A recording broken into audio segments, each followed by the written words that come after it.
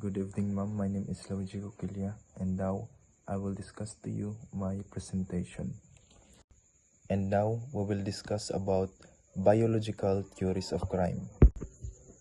So what is a biological theory of crime? No, it explains criminal behavior by looking various biological factors that may contribute to do it.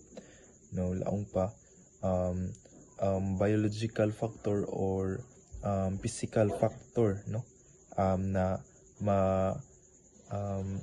malaong nimo na ang isa ka tao is may criminal behavior or criminal siya.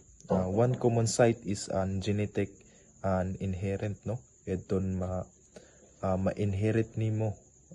For example, sa imong ginikanan, kung ang imong ginikanan is may criminal history, so possible sab na ikaw mahimo na criminal, mapasa kumbaga, no.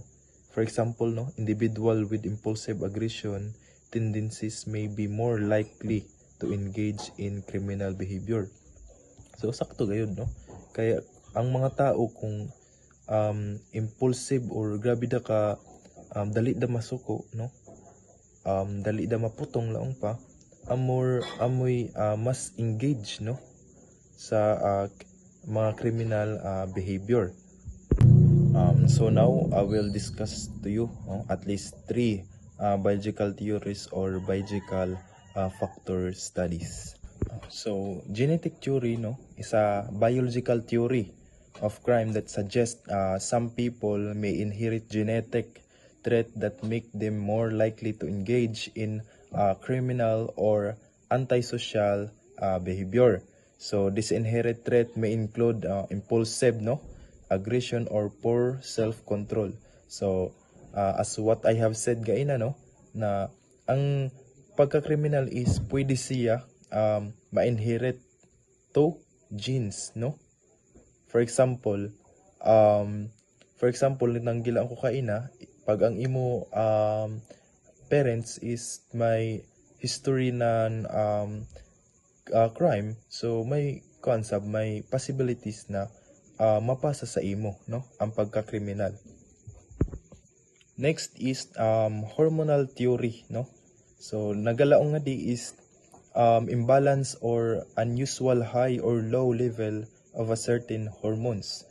So side-side kita na babae, no, ang kasagaran na may hormonal imbalance. For example, no, ang babae is moabot sa iya time na mag-mens, no, mag-mens siya. So mas dako ang possible na ang babae dili makakontrol sa iya kaugalingon, dali da masuko, no, pero dili nato sila matawag na criminal kay normal man na sa mga babae, di ba? The next is biosocial theory. So it nag-ingon nga di na it explained that criminal behavior is the result of interaction between biological factor and environmental factor.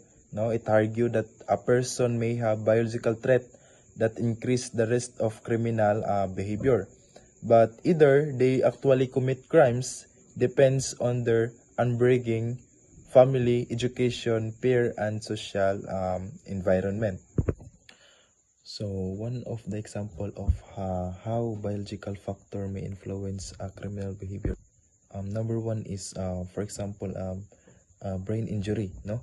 Some of ang iban, no, nagasuffer pag may damage sa ila frontal lobe or gikan na accident, so may have they difficult, no, to control their impulsive or makahinang ng decision sa ila kinabuhi, og dali isab sila laong pa maka-violate kay tungod may damage, no, sa ila frontal lobe.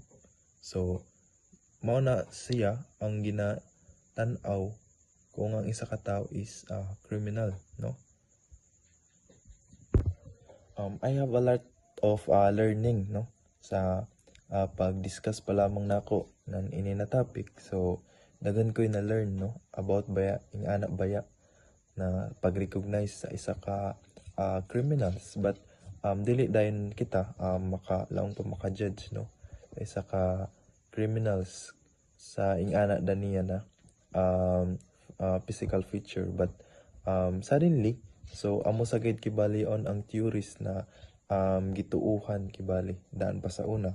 So as a future criminologist, no, I learned about preventing crime, no. It's not only about punishment but also about recognized risk factor, no, and providing support and create a positive environment to help people to make a better decision.